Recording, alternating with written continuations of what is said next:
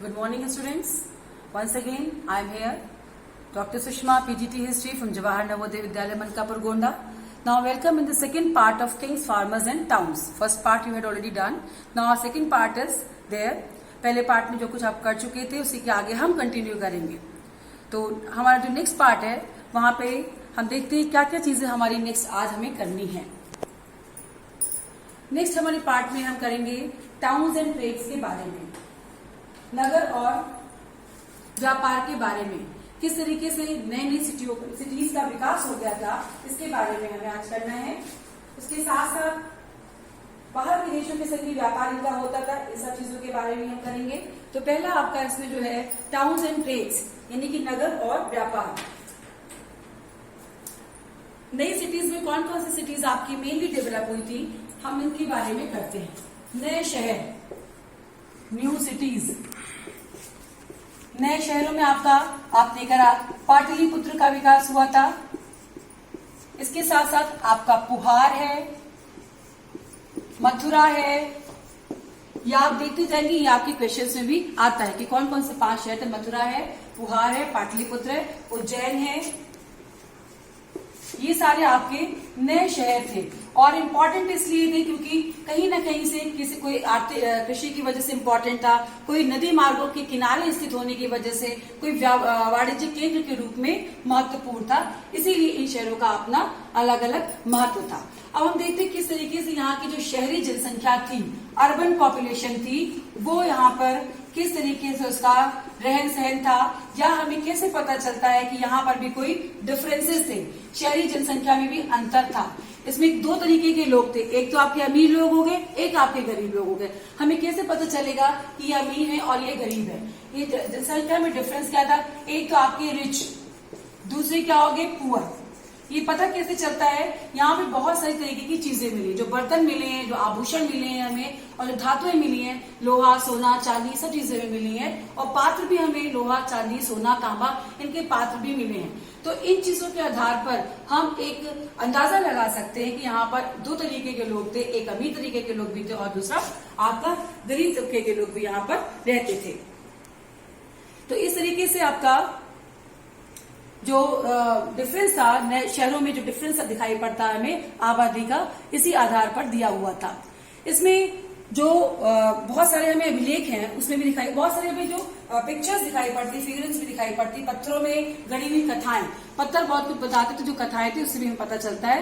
साथ में इसमें एक जो इम्पोर्टेंट चीज थी वो ये थी कि दानात्मक अभिलेख भी हमें इस समय के मिले हैं. दान कौन देगा? जो अमीर होगा. लेगा कौन? जो गरीब होगा. तो बहुत सारे दानात्मक अभिलेखों के माध्यम से भी हमें जनता के वर्ग के बारे में जानकारी मिलती है कि वो अमीर थे या गरीब थे. ठीक. नेक्स्ट इसमें एक शब्द आया है श्रेणी, या हम इसको क्या कहते हैं? गिल्ड. अंग्रेजी में इसके लिए एक शब्द आता है गिल्ड. ये श्रेणी या गिल्ड क्या थी? ये व्यापारियों का संगठन थी. ये एक व्यापारियों का संगठन होती थी. व्यापारियों का संगठन. कैसे संगठन था ये जो संगठन था, जो श्रेणी होती थी, लोगों से एडवांस देती थी, कच्चा माल लेती थी और तैयार माल को बेचने का काम करती थी. इस तरीके से यहाँ पे व्यापारिक काम चलता था श्रेणियों के माध्यम से. अब बात करते हैं व्यापार हमारा कैसे होता था. व्यापार न केवल अपने ही देश में बल्कि दूसरे देशों के साथ भी हमारे व्यापारिक संबंध थे. आपके कुछ यहाँ पे इंपॉर्टेंट सेंटर्स दिखाए गए, स्टेट्स एंड टाउन्स दिखाए गए हैं जो कि इस समय में डेवलप हुए थे. खास करके आपके दिखाई पड़ रहा आपको वाराणसी है, मथुरा है, कन्नौज है, तक्षशिला, वैशाली, पाटलिपुत्र, राजगीर, ये सारे आपके मेन सेंटर्स और टाउन्स जो कि इस समय विकसित हुए थे. ठीक. नेक्स्ट हम देखते हैं किस तरीके से दूसरे देशों के साथ भी व्यापार संभव हो पाया.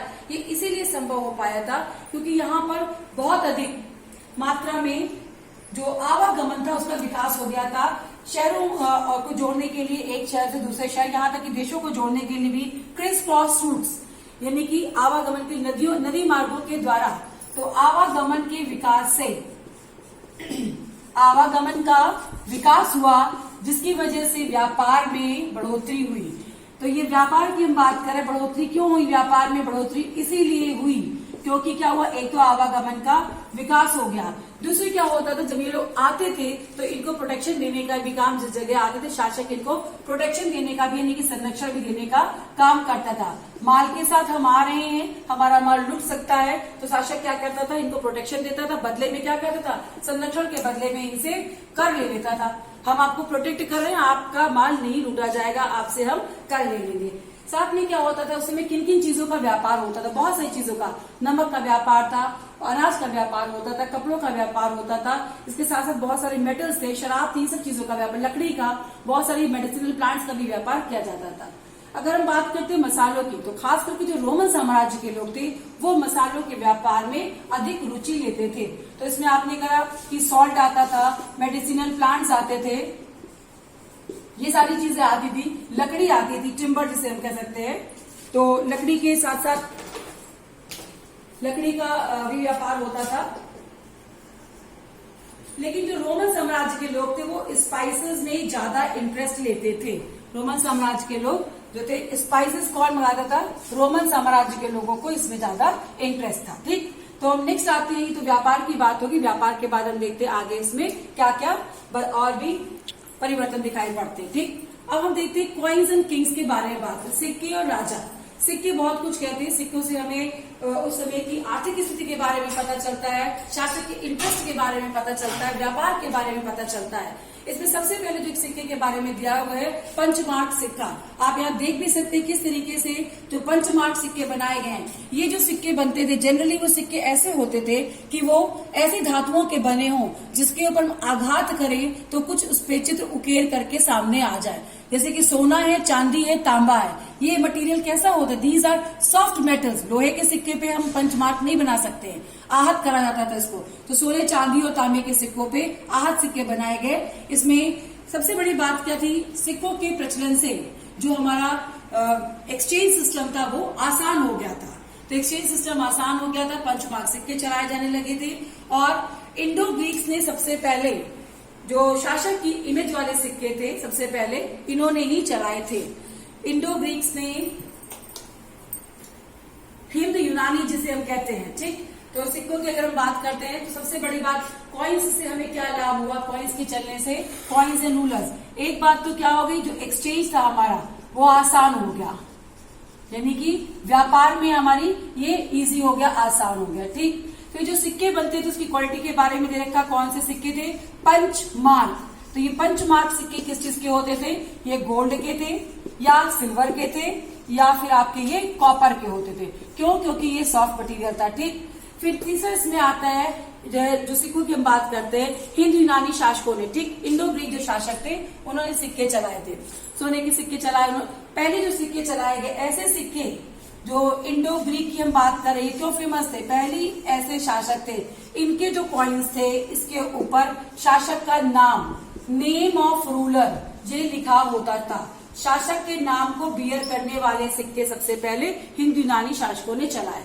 अब अगर हम बात करते हैं कुषाण की, कुषाण शासकों का पहले भी आपने करा है, तो कुषाण लोगों ने क्या करे, सोने के सिक्के चलाए थे।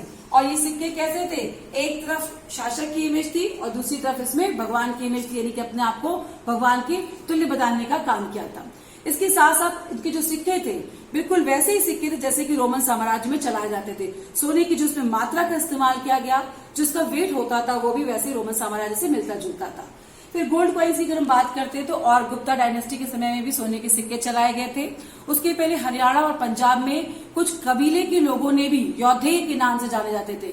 हरियाणा पंजाब की कबीले की जाति थी, जनजाति थी, यौधेय के नाम से जाने वाली, इसने भी अपने नाम से सिक्के चलाए थे। गुप्तास के सिक्के सोने के चले थे। उसके बाद 6th सेंचुरी की अगर हम बात करते हैं, 6th सेंचुरी ऑनवर्ड्स जो हमारे सिक्के चलने लगे, हम देखते हैं उसमें क्या समस्या आई। ये भी एक प्रश्न आपका आता है, उसमें समस्या क्या आई कि 6ठी शताब्दी के बाद से सिक्कों की जो सोने के सिक्के हैं उसकी मात्रा में कमी आ गई। क्यों कमी आ गई, क्या सिक्के सोने में कमी आ गई थी, सिक्के बनने बंद हो गए थे, कि क्या कारण था कि जो कॉइन्स था, गोल्ड कॉइन्स था खास करके, कम हो गए।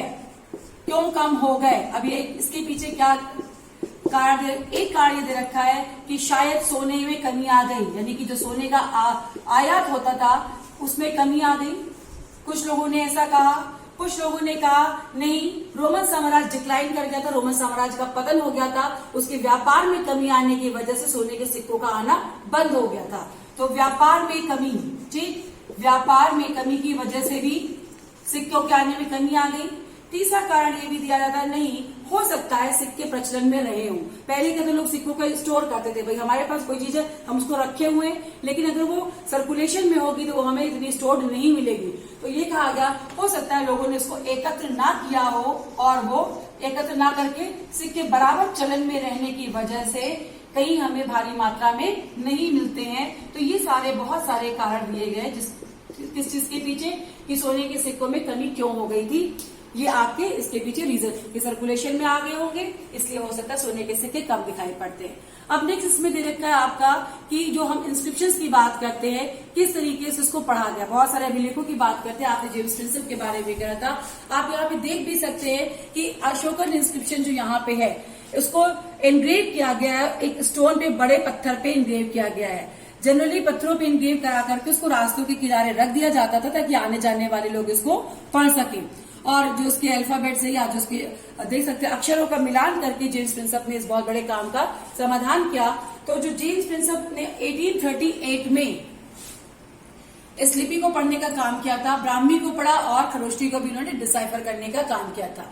इंडो ग्रीक जो कॉइन्स थे उसमें भी शासक के नाम लिखे थे, ये खरोष्टी में लिखे थे, इसके बारे में भी इन्होंने जानकारी दी हमें।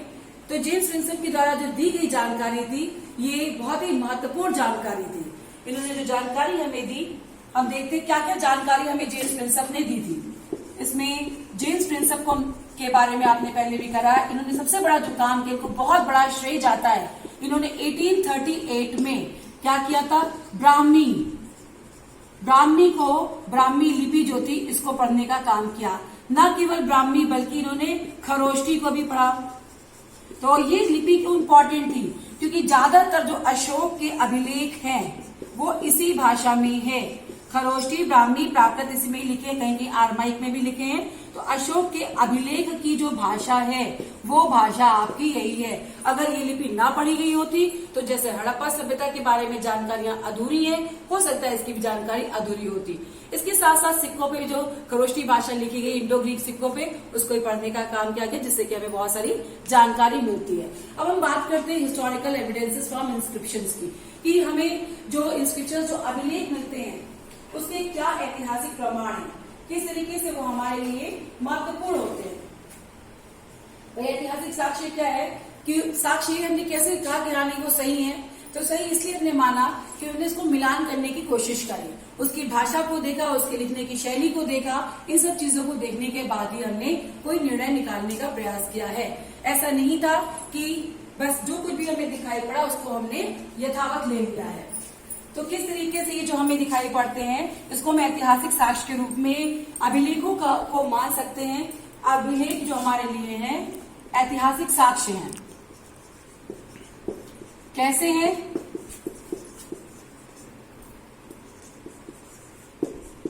अभिलेख एक ऐतिहासिक साक्ष्य, क्योंकि हम इसका प्रयोग करने के पहले क्या करते हैं, हम मिलान करते हैं। अभिलेखों का हम मिलान करते हैं। किससे मिलान करते हैं? हम उसकी भाषा देखते हैं, हम उसकी लिपि देखते हैं, हम उसके चित्र को देखते हैं, और साथ में हम क्या देखते हैं, उसका जो स्टाइल है, लिखने की जो शैली है, किस शैली में लिखा गया है, इन सब चीजों को देखते हैं। तब जाकर के हम किसी, और समय को भी देखते हैं कि किस समय की है ये, समय को भी देखते हैं, और तब जाकर के हम किसी निष्कर्ष पर पहुंचते हैं। तो अब इसके पश्चात जो निष्कर्ष निकलेगा वो हमारा बेहतर ही होगा। तो इस तरीके से अभिलेखों के अपने ऐतिहासिक साक्ष्य भी होते हैं। इसके बाद हमारा नेक्स्ट आता है, अब जो अशोक के इंस्क्रिप्शंस थे, क्या वो जो कुछ भी उन्होंने लिखा वो सही थे? ऐसा तो नहीं कि वो बढ़ा चढ़ा करके लिख दिए गए हो। भाई जो इंस्क्रिप्शंस हैं अगर हम लिखवा दो उसको अपने प्रशंसा में बढ़ा चढ़ा करके भी उन्होंने लिखवा दिए हो। और ज्यादातर ये कहाँ रखे जाते थे, इन इंस्क्रिप्शंस को कहाँ रखा जाता था? ऐसी जगहों पे रखते थे जहां पर ज्यादा से ज्यादा लोगों का आवाजाही हो। मार्ग भी रख देते थे, रास्ते में रख देते थे कि आने जाने वाले लोग इसको पढ़ सके। लेकिन अब समस्या इस बात की आती है, क्या जो अभिलेख रखवाए जाते थे, जिस उद्देश्य के साथ रखवाए जाते थे, क्या उसको वो फुलफिल कर रहे थे? क्या सब जनता पढ़ी लिखी थी? क्योंकि क्या साक्षरता इतनी थी कि हर व्यक्ति को पढ़ना आता था, उन अभिलेखों को पढ़ सके? तो ये अपने आप में थोड़ा सा ये प्रश्न चिन्ह है। दूसरी एक बात ये भी आती है, अशोक ने जो अभिलेख लिखवाए, सबसे बड़ी बात है जो उड़ीसा कलिंग वॉर की हम बात करते हैं, जो उसके जीवन का एक टर्निंग पॉइंट था, उड़ीसा के जो अभिलेख प्राप्त हुए हैं उसमें उसके मानसिक दशा का कहीं कोई वर्णन ही नहीं है। जिसने उसके जीवन को बदल दिया उसके बारे में उसने एकदम कहीं भी कुछ भी नहीं लिखवाया है। तो कभी कभी हमें अभिलेखों से तथ्य निकालने के लिए बड़ी सावधानी को बरतना पड़ता है। अब बात आती है लास्ट आपका लिमिटेशंस ऑफ इंस्क्रिप्शंस। हमारे जो इंस्क्रिप्शंस है, अभिलेख है, इनकी अपनी सीमाएं होती हैं। क्या सीमा है? हमें जो अभिलेख प्राप्त होते हैं इनकी अपनी सीमाएं हैं, यानी कि इसे हम सीमा भी कह सकते हैं, प्रश्न में सीमा भी कह सकते हो और इसे कमी भी कह सकते हो, क्योंकि इसकी सीमाएं ये है कि ये पूरी तरीके से जो हम जानकारी देते हैं हम इसके ऊपर निर्भर नहीं हो सकते। तो नहीं हो सकते इसके ऊपर निर्भर। कभी कभी जो हमें मिलता है अभिलेखों में दिखाई पड़ता है, कह सकते हैं हम। तो जो अभिलेख है इनकी अपनी सीमा है, लिमिटेशंस, अभिलेखों की सीमा या कह लो कमी। अभिलेख किस पे लिखे हैं? पत्थर पे लिखे हैं। अब पत्थर पे क्या क्या उत्कीर्ण करते समय ये क्या किया गया? बहुत गहरे से इसको उत्कीर्ण नहीं किया गया, हल्के उत्कीर्णित हैं, यानी कि इसका उत्कीर्णन बहुत गहराई से अगर हम नहीं करेंगे तो क्या होगा? दिखाई नहीं पड़ेगा। एक समय के बाद क्या होगा? वो धूमिल पड़ जाएंगे। कभी कभी क्या है, अक्षर टूट गए हैं इसके, भाई हमने पत्थर से खराब करके छेनी हथौड़े से लिखा तो अक्षर क्या है इसके? टूटे हुए हैं, जिसकी वजह से हम इसको सही से नहीं पढ़ पाते हैं। कहीं कहीं पे नष्ट भी हो गए, टूट गए या बीच बीच से गायब भी हो गए हैं, नष्ट हो गए। तो ये भी एक इसकी समस्या है कि हमें जो अभिलेख है इसमें उत्कीर्णित अक्षर हल्के हैं, टूट गए हैं, गायब हो गए हैं, या कभी कभी एक सबसे बड़ी समस्या होती है कि वास्तव अर्थ निकालने में हम असमर्थ हैं। इसका वास्तव अर्थ क्या है ये हमें नहीं समझ में आता है। इसीलिए आप देखेंगे जब इतिहासकार कुछ लिखता है और एज इट इज उसमें से लिखता है तो वो ऐसे ब्रैकेट बना करके उसको ऐसे ही लिख देता है ताकि पढ़ने वाले उसको समझ सके। तो ये प्रश्न आपका अक्सर आता है कि अभिलेखों की क्या सीमाएं हैं, क्या समस्याएं आती है अभिलेखों से इतिहास को रचने में। पहली समस्या है ये हल्के उत्कीर्णित है, ये टूट गए हैं अक्षर, साथ में क्या नष्ट भी हो गए हैं। और एक और समस्या है कि कभी कभी इसका वास्तविक अर्थ निकालने में असमर्थ होते हैं, जिस उद्देश्य से लिखा गया है उसको नहीं समझ पाते। ये समस्या हमारे सामने भी आती है। और इसमें समस्या क्या है, इसमें रूटीन जो है यानी कि रेगुलर लोगों के बारे में कुछ नहीं लिखा गया, इसमें बड़े लोगों के बारे में तो लिखा गया है। जो कुछ भी कहता है ये हमें शासक वर्ग के है, लेकिन आम जो हमारी जनता है उसके बारे में कुछ भी नहीं लिखा है। ठीक, कृषि के बारे में कुछ नहीं लिखा है, समस्याओं के बारे में भी कुछ नहीं लिखा है। क्यों? क्योंकि लिखाने वाला शासक है, वो अपनी तारीफ लिखाएगा, अपनी कमियों को नहीं लिखाएगा। लेकिन इन सब के बाद सबसे बड़ी बात क्या होती, हम अगर इतिहास का सही जानकारी प्राप्त करना चाहते हैं, अभिलेख हमारे लिए बिल्कुल महत्वपूर्ण है। जहां पर हमारे पास कुछ लिखित साक्ष्य नहीं है, हमें अभिलेखों के ऊपर निर्भर होना पड़ेगा। पर सबसे इंपॉर्टेंट चीज क्या है, इन सब चीजों से प्राप्त जानकारी को हमें क्या करना पड़ेगा, हमें इसको कंपेयर करना पड़ेगा। That is the most important thing. You can not rely on single source, you will have to compare it. आप इसको कंपेयर करें, इसका तुलनात्मक अध्ययन करना पड़ेगा। दूसरे सोर्सेस के साथ तुलनात्मक अध्ययन करके we can come to the conclusion. तब जाकर के हम जो निष्कर्ष निकालेंगे वो निष्कर्ष हमारा सही होगा। So with this we come to the end of the chapter also. इससे आपका क्या हुआ, इसमें आपने क्या क्या चीजें करी जो सबसे इंपॉर्टेंट थी। अभिलेखों के बारे में करा आपने कि अभिलेख हमारे लिए क्यों महत्वपूर्ण है, अभिलेखों की क्या सीमाएं होती हैं इसके बारे में कहा। ये प्रश्न भी आपके में आता है। अब हम देखते हैं जो प्रश्न आपको दिए इस क्वेश्चन में से आते हैं। व्हाट वाज अशोकास धम्म, अशोक का धर्म क्या था, धम्म क्या था, ये पहले भी हम लोग डिस्कस कर चुके हैं। इंस्क्रिप्शंस क्या थी, इसके क्या महत्व है, यानी कि अभिलेख क्या है, अभिलेखों का क्या महत्व है, और जातक पंचतंत्र की कहानियां किस तरीके से इतिहास को गढ़ने में सहायक हैं। नेक्स्ट क्वेश्चन आपका है अभिलेखों की क्या सीमाएं हैं। अभी हमने आपको बताया अभिलेखों की क्या सीमाएं हैं। एक और प्रश्न इसमें है व्हाट इज न्यूमिस्मैटिक्स। न्यूमिस्मैटिक्स का मतलब मुद्रा शास्त्र क्या है। हमने आपको कॉइन्स के बारे में बताया था कि कॉइन्स के बारे में बताया गया, कॉइन्स से बहुत सारी चीजें में डेट पता चलती, कौन सा रूलर था, उसके इंटरेस्ट क्या थे, आर्थिक स्थिति कैसी थी, किस मटेरियल के बने हुए। तो न्यूमिस्मैटिक्स यानी कि मुद्रा शास्त्री क्या होता है और मुद्रा शास्त्री किस तरीके से व्यापारिक गतिविधियों को गढ़ने का प्रयास करते हैं। नेक्स्ट इसमें एक और प्रश्न दिया है कि मौर्य साम्राज्य के मौर्य प्रशासन की मुख्य विशेषताएं क्या थी। प्रश्न इसके सिवा और भी बहुत सारे हैं, क्योंकि इसमें हमने मेन जो आपके लॉन्ग क्वेश्चंस लिए हैं, इसके ऑब्जेक्टिव क्वेश्चंस जो रहेंगे, लेसन 1 हमने कंप्लीट कर लिया, लेसन 2 हमने कंप्लीट कर लिया। अब दोनों के हम सिर्फ एक नेक्स्ट जो वीडियो हमारा होगा उसमें हम 1 वर्ड आंसर को डिस्कस करेंगे, क्योंकि आपको पता है पैटर्न चेंज हो गया है और 20 मार्क्स से जो क्वेश्चंस आते हैं वो 1 वर्ड आंसर आते हैं। तो in next we will be discussing only short answers of these 2 chapters. I hope the chapter is clear to you. Thank you very much. Thank you to all of you. Stay safe and learn from home. Happy learning to all of you.